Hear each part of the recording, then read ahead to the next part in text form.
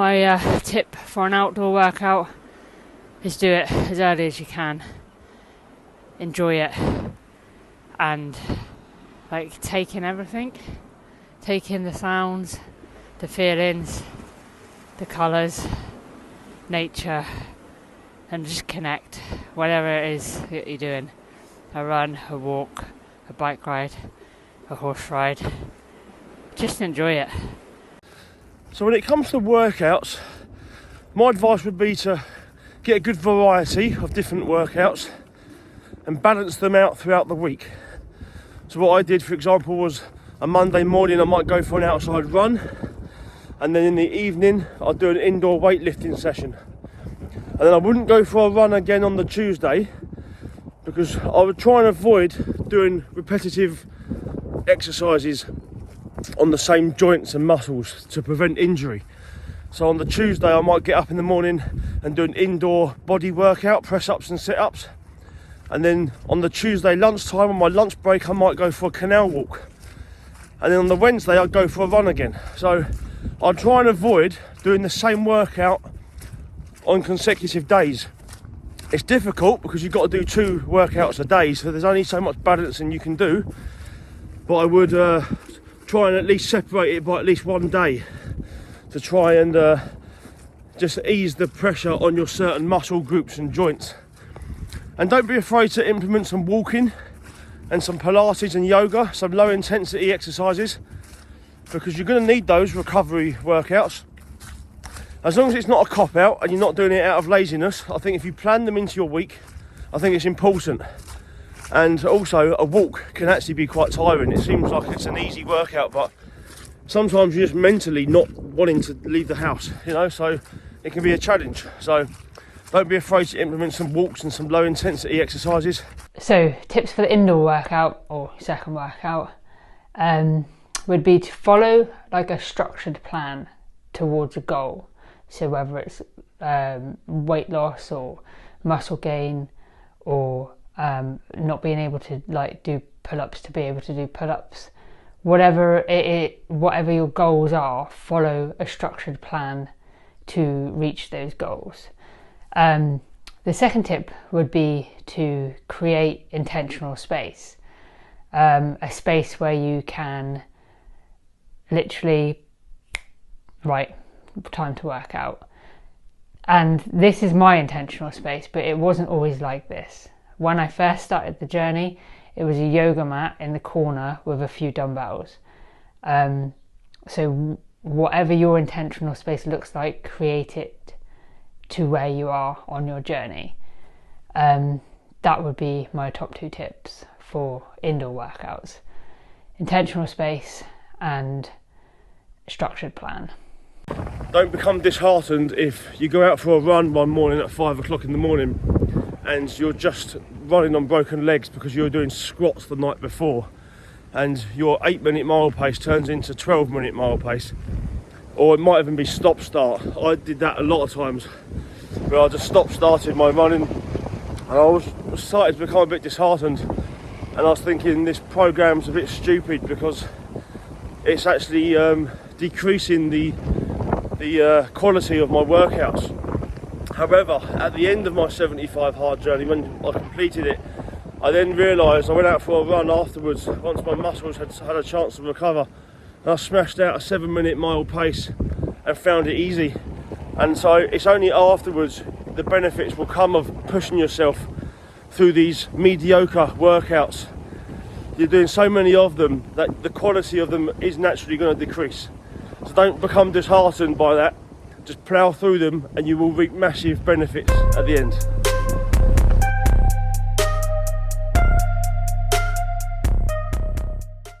I don't really have any tips for the food, I don't think, because it's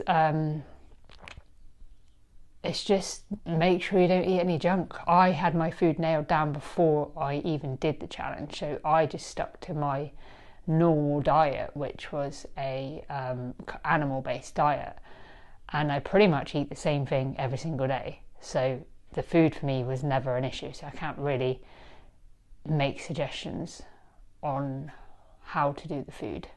other than just stay away from as much ultra processed food as possible. So my advice on how to stick to a healthy diet, eh? Well, I'm not going to tell you what diet you should stick to, because on 75 Hard, you can choose whatever diet you want. So outside of the program, I might have given my advice on how, the best way that I feel that you should diet and stick to healthy living. But 75 Hard, you can do what you want as long as you stick to it and it's healthy and there's no junk. And the only advice I would really say is prep your food ahead of time. I think that's the most vital part of sticking to a diet. It's not about what you eat, it's about preparing what you're eating. And I would suggest on the weekend, plan your entire week's food on the weekend. Do your food shopping, put it away, get your meals prepped, know what you're having. And then the day before, I would prepare all your food for the day to come. So in the evening, get your smoothie made, get your sandwiches made for work, whatever you're having for lunch. Get everything planned so you know what you're having for breakfast, you know what you're having for lunch, you know what you're having for dinner. Have some clarity about what you're eating and know for a fact. If you were to ask me, Harry, what are you eating for lunch on Thursday afternoon? I'll be able to tell you, that's my second portion of my chicken salad that I've prepared on the Wednesday's dinner. I can tell you everything down to the snack, down to the apple core. So that's what I would advise. Always be a day ahead and always be a week ahead.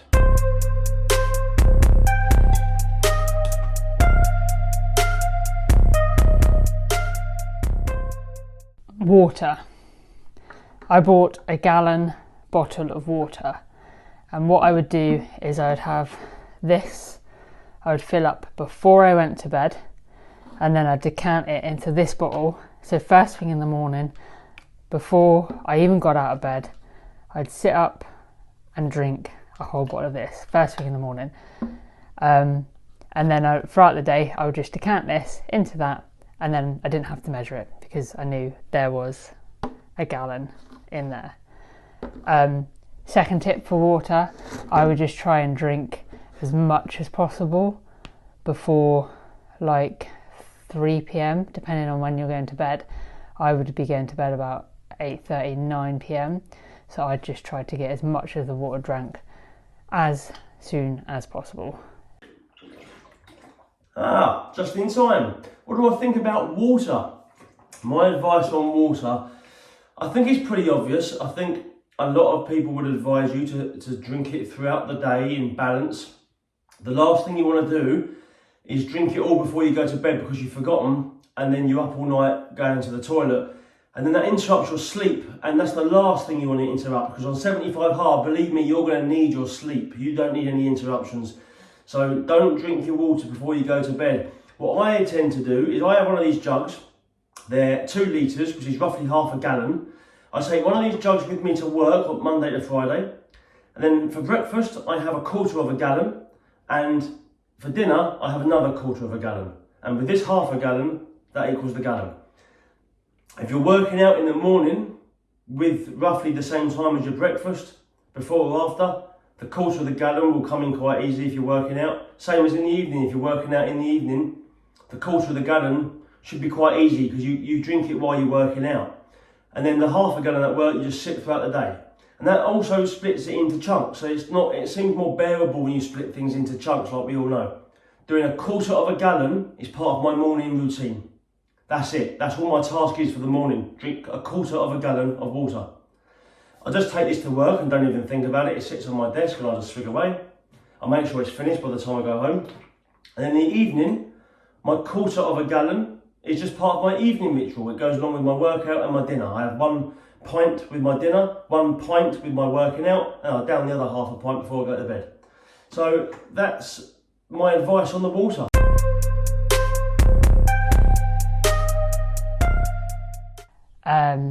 Progress picture top tip would be, I personally think, first thing in the morning, you wake up, you take your photo, then you can't forget it throughout the day. You can't like go to bed that night thinking, oh shit, I haven't done my photos. Oh shit, I haven't done my progress picture. So that would be the progress picture. I'd have everything set up ready to go. Like, I use the tripod. I'd have a tripod set up. I'd have my shorts and top I was going to put on next to the tripod. I'd just put them on, take my photo, and then get on with my day. Does anybody really need any advice on how to take a progress pic? Well, let me tell you, the first time I attempted 75 hard, guess what I failed on? Day 6, I failed. And day 7, I woke up thinking, I was buzzing, thinking, oh, here we go, day 7. I logged into the app, and Andy Frisilla called me a bitch that I forgot to log one of my tasks. And then it suddenly hit me. I forgot to take the progress pic. And Andy Frisilla actually warned me about this.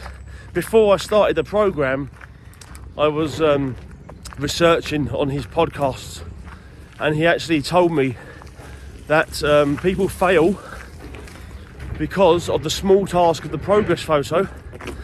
And the reason why is because it's such a small task, it doesn't take any time, it doesn't take any effort, nobody has to see it.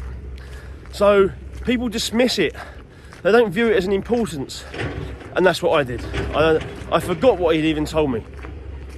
So the second time I attempted 75 hard, my bit of advice to you would be, I created a post-it note just saying the word progress pic, and I left it on my pillow of my bed. And so every night before I went to bed, I'd see it and I'd remember to take the progress pic. Now, I always told myself I'd do it at a specific time of the day. I said, Joe, I'll do it after my second workout. That'll be the time I do it. And Joe, I'll do after the workout, I'll jump in the shower, get my pyjamas on and go and do my reading, and completely forget about the progress pic until I got to bed. And then I'll see it on my pillow and I think, And do you know how many times I forgot to take the progress pic after my second workout on my 75 hard journey? Probably about 68 times. And it was thanks to that post-it note that stopped me from failing. So that's my piece of advice on that.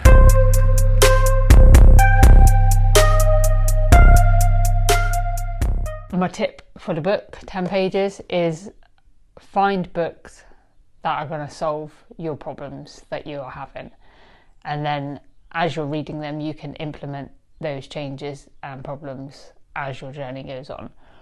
As for when to read it, I thought I was going to be reading my 10 pages when I got into bed at night. On day 2, I realised I was so tired I was struggling to read 10 pages.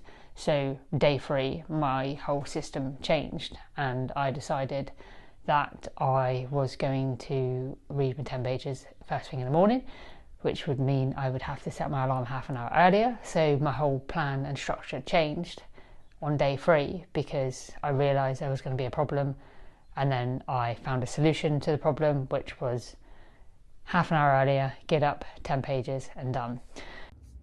The advice I can give you on reading, first of all, I want to tell you the value that I place on reading. Now, at one time in my old flat, I didn't have a sofa because I got rid of my television and I never sat on the sofa anymore because I was too busy working out. Right? But then I wanted to take my reading seriously when I started 75 hard. So I bought myself this leather armchair. I bought it specifically for the importance of my reading. This is the armchair that I sit in when I do my reading in the evenings and the mornings. And that's my next bit of advice, is that for me, and I know Georgina would have probably just given the advice that she does all her reading first thing in the morning to get it out of the way, which is good advice. There's no right or wrong. I know one person on our 75 hard group that actually failed because they fell asleep when they were reading their book at night.